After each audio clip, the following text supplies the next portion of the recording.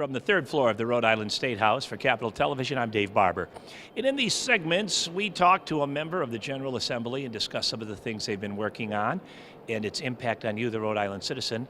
And now it's even more important because we're moving into the home stretch, and we have a gentleman with us who we've had the good fortune of talking to before, the Honorable State Representative Gus Silva. Representative, it's good to see you again. Same here, Dave. Thank you for having me on again. And I mentioned that we are in the home stretch. It's the 11th hour. Things are winding down here for session 2012.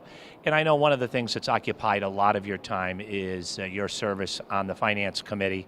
Obviously, a lot of meetings, long meetings, tough budget, economy's in rough shape.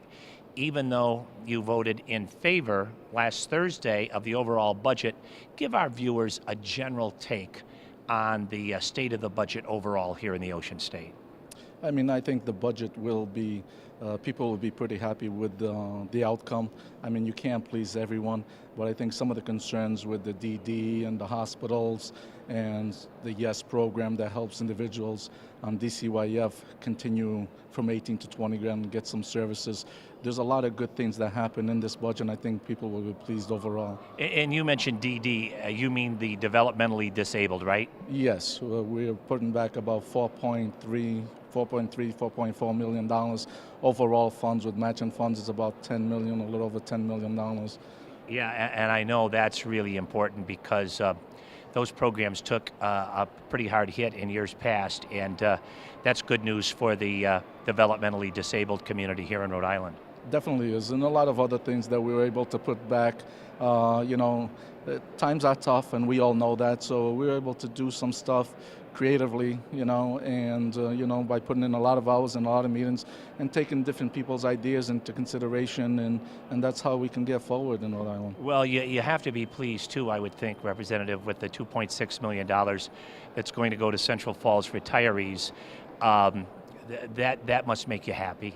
Well, I was very glad to hear and see it still in the budget when it came out of finance.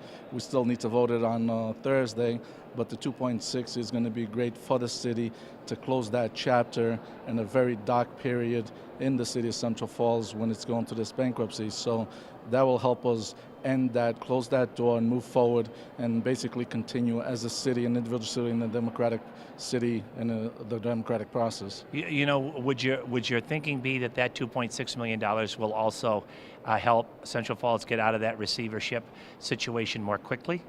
Definitely. I mean, that's all the contracts with the actives and everything else with the creditors are already signed. It all hinders on the 2.6. So once we pass the 2.6, that's the last portion of the contracts that we need to sign to be able to present to the bankruptcy court to close that chapter. So once it goes through the House and the Senate and the governor signs it, and then we're done and we'll be in a transition phase out of bankruptcy.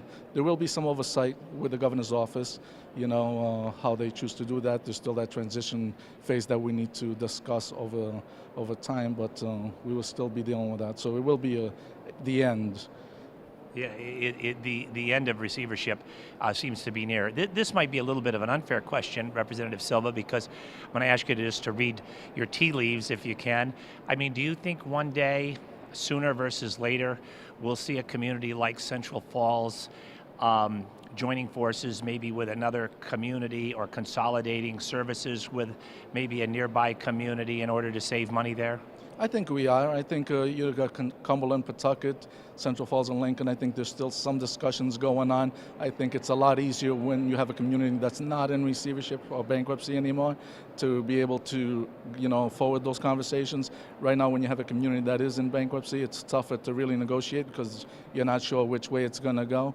But once we're out of it, that's the thing we need to deal with. And I know Cumberland, Pawtucket, and Central Falls and Lincoln are having discussions to try to merge services, whether it be police, fire, and 911 dispatches and stuff like that down the road. So those conversations will continue, and they have to. I mean, to save money, we need to do that. Yeah, Representative, I know it's been a very, very busy year for you, and I know the next few days and maybe the next week or so will be particularly laborious. Thank you so much for taking time out of your schedule to talk with us here at Capitol TV. Thank you, Dave. Thank you for having me. And of course, we couldn't do it without you, the viewer. Thank you so much. For Capitol Television, I'm Dave Barber.